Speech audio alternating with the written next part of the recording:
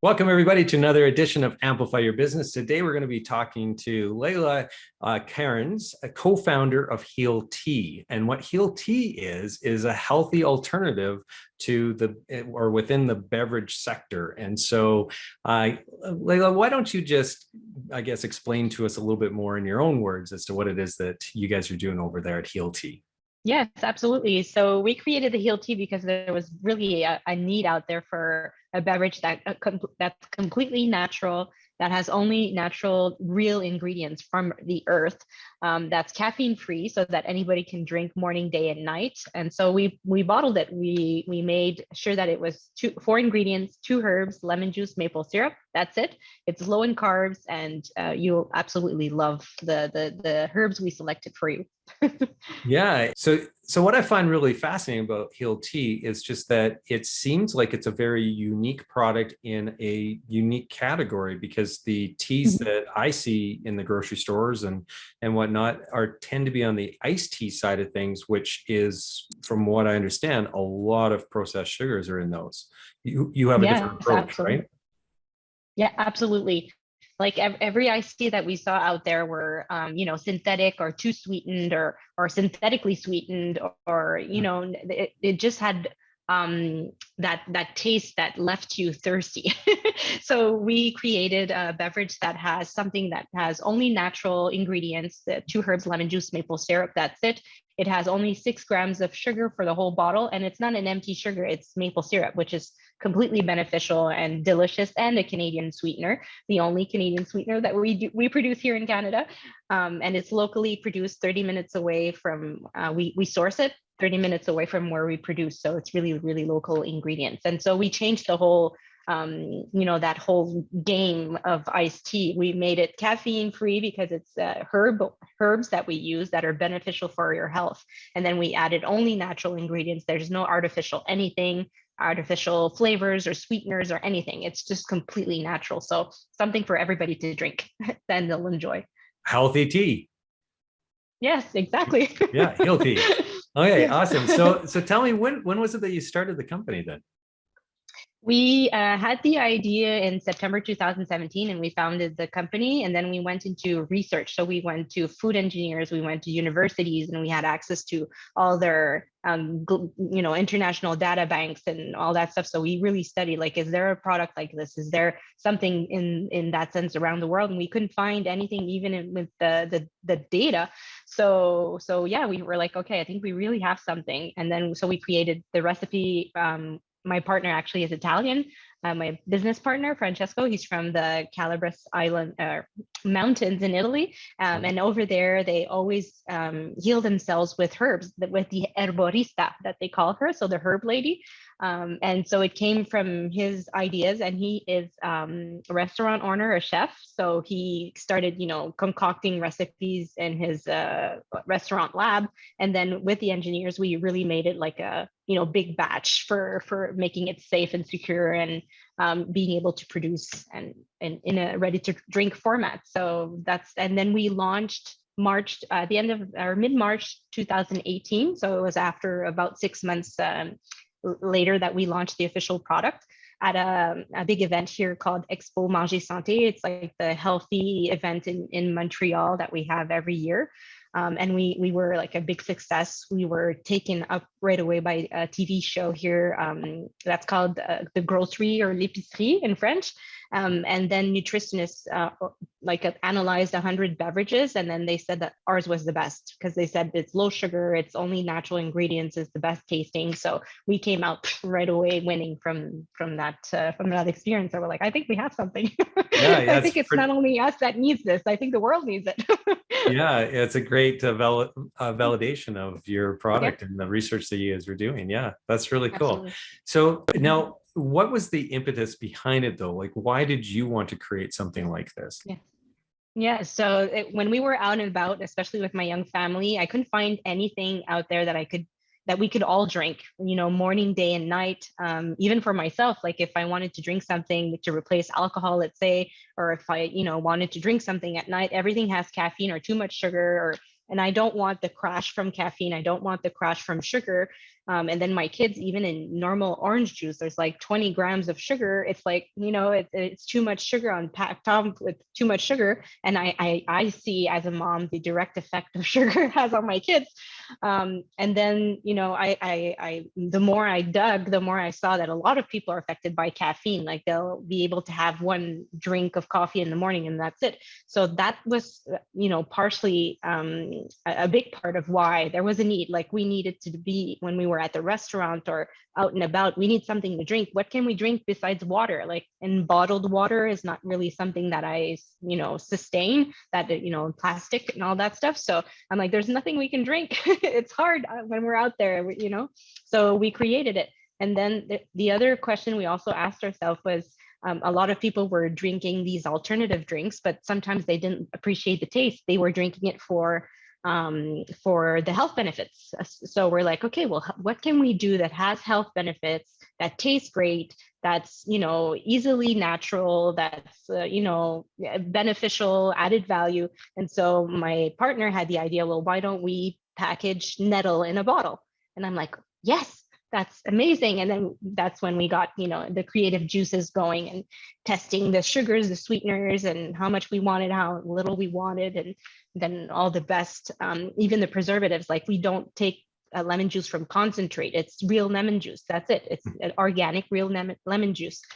And then the organic part also was super important for me, not only for our health, because organic is super healthy. It's healthier for us. There's no, synthetic anything in organic, but it's also really important for our earth, because the earth is, especially our topsoil, like our earth is depleted. So organic really helps, build the nutrients back into our earth as well. So it helps the planet at the same time. So all these things, the best health for our family, the best health for our own health, and the best health for our planet. So all of this is packaged into this one little bottle that we created. Yeah, that's really fantastic. And so obviously the product was a hit right from the start. So then tell me what happened next. Did you start to sell it in farmers markets and things like that, and then you grew to a point where you got it into retailers, or did you just jump to the retailers? Because I know you're right across the country now on the retailer side of things. Yeah. So initially what we did was go into the food service area. So, because when you're out and you're choosing to eat a salad, well, what can accompany your salad? You're choosing a proper healthy meal, but then your choices are sodas and really artificial sweetened and too sweetened beverages. So we were like, well, that's the biggest gap is there, the biggest void. So we started selling there. And then we also went to what we call backdoor here in Quebec. So into grocery stores and whatever, we went directly to, knocking on doors. And I just pop into a store and say, hey, who's the manager here? Hi, I'm the owner and I'm selling this product. Would you be interested? And then they would say yes. And then we'd also do like events, outdoor events, and any event we could do so that we get the product. And then a lot of people reached out to us when they met us there at the events. They'd be like, oh, I'm a distributor. I would like to distribute you, or I know this buyer. Or so we got a lot of relationship built through the events. And then COVID happened. So then, all the food service area was here in Quebec, especially, really closed down and reopened and closed and reopened and closed, and very uncertain. So we kind of, the food service part of the business kind of left, but we went all into grocery. So we opened Sobeys, we opened IGA, we opened Metro in that year in 2020. So we really launched, the official planogram and listings in those stores, which really helped our visibility and helped us have, a bigger reach of the audience, and was easier to send our clients as well. Like, where can we find you? Oh, at IGA in the organic section. Okay, great. And then it's easier to send our clients there. So, and now we're implementing to be in food service again, and we've opened big distributors, and we have employees that are calling and selling and all that stuff. So we're slowly gonna really start selling even more across Canada in the food service area instead of just retail. Yeah, and I also understand that you have plans to get into Amazon.ca as well. Yep. Yeah, we're working on that. It's a platform. It's ongoing. There's a lot of little things to see, and there's marketing strategies and tactics to do. But we think it's the best way for and the easiest way for everybody, because everybody orders almost from Amazon and they have a Prime account, so it's easy to add a case to the order you're having every month or what have you. So Yeah. so yeah, it's going to be great to be able to be available on Amazon. So it's imminent in a month or two.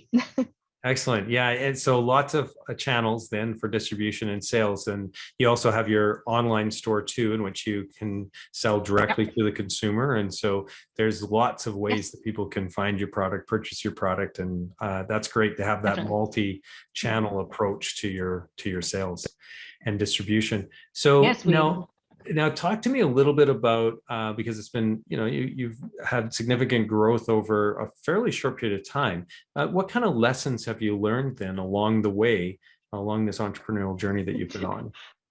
Oh my God, so many. um, I think one of the biggest one is that companies help your personal growth in a sense. Like you get to know your deepest, darkest parts of yourself and the lightest parts of yourself so much at the same time that Yeah. it helps you grow and like, oh my God, like this is not working. What do I need to know so that I can get to where I want to go? That's always the question that's behind or what do I need to change or what do I need to figure out? So yeah, it's definitely linked to your personal growth all the time.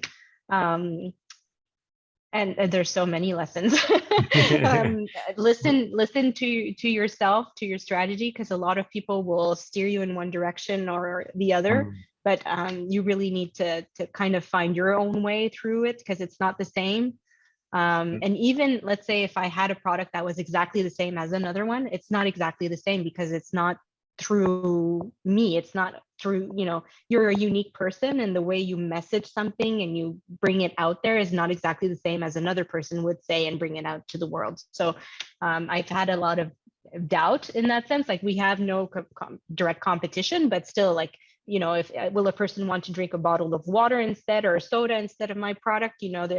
That's the reality of it. So sometimes it makes you doubt, and then but no, it's your message, your way, and people will reach. If you had a need and you have this passion and you have this good energy coming out, and people will get it and will want it too. So yeah, following your own little path is one of the best. It's not the same as anybody else's. Yeah, I think that's a really good advice, because it's so easy, I think, to have other people who you look up to who coach you, who mentor you, and so on, and they have their own opinions and ideas because maybe they have traveled a path that's similar. But yeah, the reality is that your product is never going to be identical. Your customer base is never going to be identical. The way that you communicate to them and the messaging is never going to be identical. And so you can't expect the exact same results. And so you do have to chart your own path to a certain degree. Yeah. Yeah. And it's trial and error. Even if you want it perfect, it's trial and error. You'll make mistakes. It's part of it. We're not robots. And even robots are programmed by humans. So okay, so when we're talking about mistakes, that's a good transition. So what would you say would be some of the most profound lessons you've learned from mistakes that you have made to date? Is there anything that you can share there that you're comfortable with? There's so many. Do you have a couple of days? a true entrepreneur, because I mean that is the reality, right? We learn so much mistakes. from mistakes. I think I make mistakes every day, and still I do. One of the biggest ones would be, oh my God, it's so hard. Like going too quickly inside something, like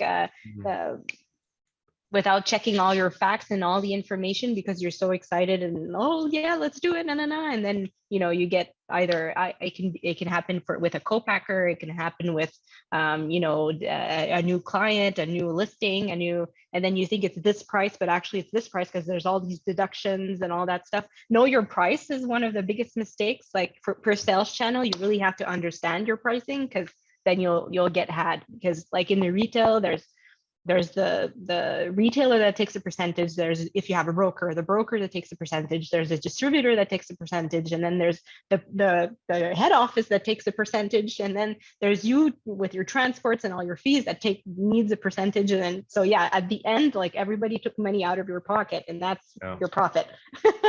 So know that before you get into a channel, even if it's wonderful, sounds great, oh, I'm going to be in IGN nationally, whatever, look at your pricing. Can you do it? Is it profitable for you first? And then, think of your business first. And then, that's one of the biggest mistakes we made, is knowing our pricing, because we learned the hard way. It's like, oh my God, there's nothing left. So then you have to, work to re-engineer everything. But, it's harder to work backwards than to work forwards. And there's always ways to get information.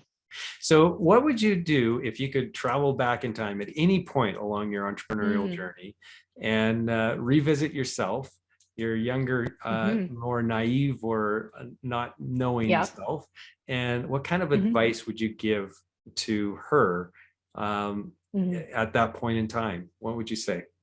So I think there's like two things there for the business and for the entrepreneur. Okay. I think there's like two. I'll go with the business first. Like, look at all your resources first, find all your resources, and then build your business model with that. For instance, like, maybe you don't know, but there was a grant for women that own 75% of the business, or maybe there's, something else, or it's the opposite for men owned because he's Italian, so look at that first before you build your actual business, like all the grants, all the resources, all the help that you can have, and then build from there, because that really helps. Then you'll know, you'll have all the help, you'll have grants, you'll have money, you'll have funding, and then you can build from there. So that's business wise, that's what I would do first. So know all those resources first.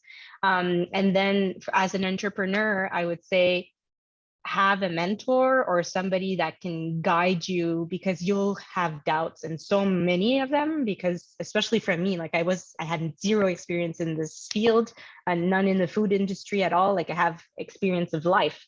But then I had doubts, like, oh, maybe I don't know what I'm doing, and I'm, screwing this up because I don't know. But no, you have life experience, and you can tap into all that experience anywhere you go. So trust yourself and have somebody you can speak to, voice your deepest, darkest days to, and you just voice it out. And then, just have somebody that you can do that with, but that knows business. Not just a friend, because you can have a friend and vent with, but they have to understand business, because that's completely different reality than just having somebody that's an employee, which is fine, but it's not the same reality. And they'll have great insight, but it's not the same as someone who's been through the journey. So a mentor or somebody you can voice your panicky moments, I could say, really helps. Yeah, isn't that the truth, right? If you have somebody that actually understands business and understands the challenges that entrepreneurs have, and the self-doubt that we have, when we get knocked down, and to have somebody that gets that can really help lift you back up and get you back on your feet, right? Definitely, because it's a roller coaster. The downs are really down and the highs are really high, but then you have to kind of levitate yourself in the middle there. So you have to find your own little balance in there, because they're like this and they're like that. So from a partnership perspective and navigating through that, do you have any tips or tricks or advice that you would give somebody? Because it's very different to be a solopreneur versus having partners in the business. And I know, like for myself, I don't have a partner in Ampla Media. And so sometimes I feel very alone and making those decisions. And so I've often thought, man, it would just be so much nicer to have somebody who's in it with me together. So we're both, I have that person to go through the highs and the lows and everything else with me directly, right? But then on the other side, I also know that there can be challenges in partnerships. So any advice with your experience that you've had? Yes, definitely. And I could say, because I also support other entrepreneurs, like in my journey, because I found it hard to have that little support in the beginning, and that I had to dig myself out of that and get that support. So for a partner's perspective, I would say that it's really easier to have somebody to have those highs and those lows with, but it comes also with having an aligned vision. If you don't have that aligned vision, then you're just dragging somebody on top of trying to build a company. And that's so costly. It's like, it's very, very hard. So you have to make sure, and you have to be able to talk to each other, like really, and be like, hey, this is not happening, or this work is not being done, or I'm not seeing it that way, or let's realign our vision, because is this really what you're doing? Is your time putting at the right place? It's really a communication skill, like before anything else, because if you're not aligned, and if you don't have the same vision, even if it's the short term or the long term vision, you'll bump heads, and that is so draining. And I see it from other businesses that I help. Like, it's the most draining is to have to drag partners that's dragging their feet, because either they're tired, or they've lost hope because it's hard, or it's not for them, they realize, or there's so many things that happen, and then you're there taking your precious time just thinking, how can I help this partner? How can I realign this? You're taking all that time, that thinking time and energy, instead of focusing on your business, focusing on a partner, on what they need, and how can I get them to, and how, so it can be enormously costly for a business to have that. So you really have to have the right type of partner. It's okay if you have like a friend that you want to start a business with, like I did, but make sure you're aligned first, because maybe they also have strength that you don't, and you have strengths that they don't, and you complement each other, and that's super important. And if you both have weaknesses and both have the same strength, then really, separate the task, and be aligned with who you're going to get for your weaknesses, because you have the same ones. So you have to are you okay with hiring somebody for weaknesses? Let's say I'm really bad at accounting. Are you okay with paying somebody to do all our numbers? Like, do you see that it's a cost that we need to do because we both, suck at accounting? Are we aligned with this, or how can we do it? Or so yeah, it really, the alignment part of it is super important, and having, seeing your strength, weaknesses, and then because it's so costly if you're dragging that partner instead of being alone. And then alone is very hard because you get insecurities, but you can also get resources, and you don't have that other person to argue with and to see the way you see your vision. You just go and focus on your vision and just have it done, but you can get supported by mentors and by coaching and all that stuff, or other entrepreneurs, or do masterminds with other groups, and get that support that you need, that you would have from a partner. Yeah. So I would say, ask yourself, what do I need in a partner? And then seek that out. Yeah. Yeah. So, and maybe you could mitigate that with other resources instead of a partner. Yeah. A question for you though, like in terms, because a lot of things can change, over the life of a business. And so you might start out really aligned, but then how do you stay aligned through it, especially if there's any tough moments, because that's when the stress really comes in, and that's where the fear comes in, and potentially then a departure from what the original plan was.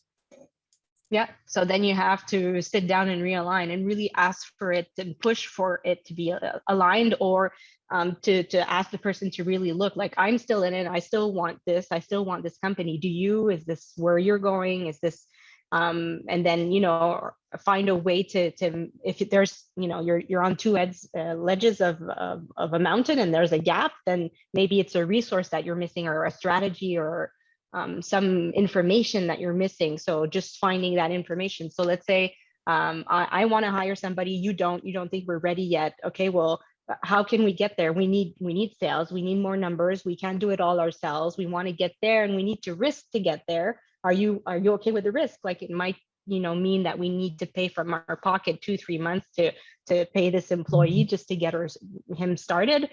Like, okay, well, maybe what else can we do then if you're not ready to put the money in? Like, so it's really asking for that. And sometimes like, we have new investors that also really help in our situation with being two. We have 2 other people supporting us in every way. Like, it could be, investing money or strategy, or bouncing off ideas, and that really, really helps. So we see them as our committee, let's say, and they really help align. Like, I'm seeing I need an employee, he's not. What do you guys think? So we have somebody to cut in the middle, let's say. And if then we all don't see a line, then we go outsource. We have consultants that we can access sometimes, and they, like when we're saying, okay, what's the best practice that you've seen in this, where we're here and we need to invest more, because every, it's you can see growth as a ladder. It's not really a ladder, it's like this, but it's actually, I say plateaus, because if you want to jump to the next plateau, you need to invest. It's either money or time. So who's going to invest the more time or the more money to get to reach the next plateau? It's this, and then you want to reach the next plateau. You've reached you've got your target. Well, you want to go there, time and money.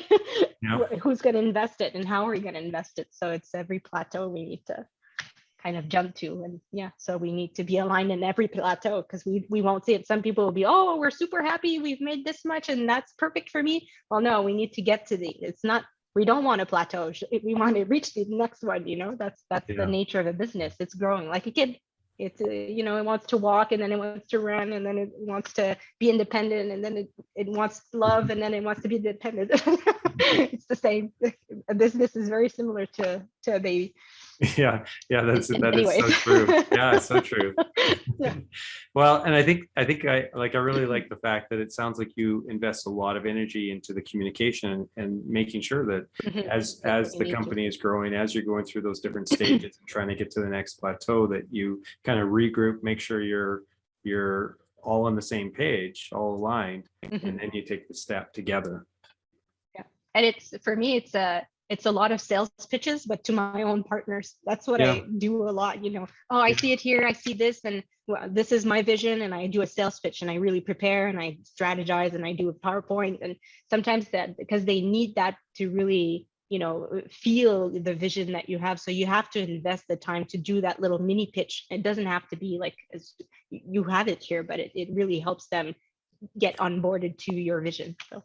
Well, and the interesting byproduct of that too is that it forces you to really articulate your thoughts and really put them down and flesh them out more, right? So you probably end up with a better, strategy or better plan having gone through that process. Because you need to see every little, little, okay, what could happen, what cannot happen? Do I really have the funds? Is this right? So you have to dig a little deeper. Yeah. Oh, that's fascinating. Well, I tell you, I'm really looking forward to seeking out your product in the store. I haven't tried it yet, but I'm really excited to do so, because I am not a caffeine drinker. I don't drink coffee. And so the having a tea that is refreshing and that also has some health benefits to it, it seems like a no-brainer. I'm just really shocked that hasn't been occupied by something else in that segment yet. And so that's really exciting. We were surprised too. Yeah. We were like, oh, it hasn't been done. Let's do it. Let's go now. Yeah. So now, how would people, if they're interested in learning more about your company or reaching out to you, what's the best means for them to do so? Well, definitely our website, thehealtea.com. So THE HealTea. It's there's no H after the between the heal and tea, so it's not healthy, it's HealTea.com. So definitely you can over $50 you get free shipping across Canada. So it's really worth it just to try a couple of cases and have it, and share it with your community or your family. They'll appreciate it. A lot of people give it as like hostess gifts, or just having something special at now we can have supper with people and stuff. So it's great, little gift to add on. So yeah, definitely thehealtea.com, and then all our social media. So we're even on TikTok, LinkedIn, Facebook, Instagram, a bit of Twitter. So you can have a lot of information there too. You can also reach me anytime. You can email me info@thehealtea.com, or even I'm even on the chat on the website. So if you want to talk to me live, I'm there. Yeah, it'll be my pleasure. And then we're all in Quebec mostly, but IGA, Metro, Avril, Tow, it's all, and all the list is there on our website. We have a lot of stores. There's dépanneurs, and there's restaurants, and a lot of stores. And we're at Whole Foods in BC. We're at Sobeys Foodland in Ontario. I think we're at Dad's Organics in Alberta. And we have a lot of different store locations. So just type in the search, you can do Control F on my website, and then you'll have you'll type in your city or whatever, and then it'll pop up. Perfect. Yeah, and that's fantastic. And so many ways to reach out and find your product. Like we were talking about before, it's in lots of different channels of distribution and coming soon to Amazon. So that's another way where people will be able to access it. Yeah. Well, thank you so much. And I just really wish you the world of success as you continue to grow your business and expand. I understand you're going to also be expanding into the States too pretty soon. So there's just so much opportunity, so much growth that I think is in front of you. So good job getting to where you're at now, and all the best as you continue to grow. Okay. Oh, thank you so much. Thank you for everybody that listened to. Really appreciate it. Okay, well, that's a wrap for this episode. So if anybody wanted to check out some of our back issues, the full archive is over at amplifyyourbusiness.ca. And there's also a form on there that if you happen to be an entrepreneur or have a business that has a great story, you can apply to be a future guest on an upcoming episode as well. So I hope to see you all in the next episode, or I guess more so, I hope that you see me and another guest in the next episode. And until then, everybody stay safe and take care.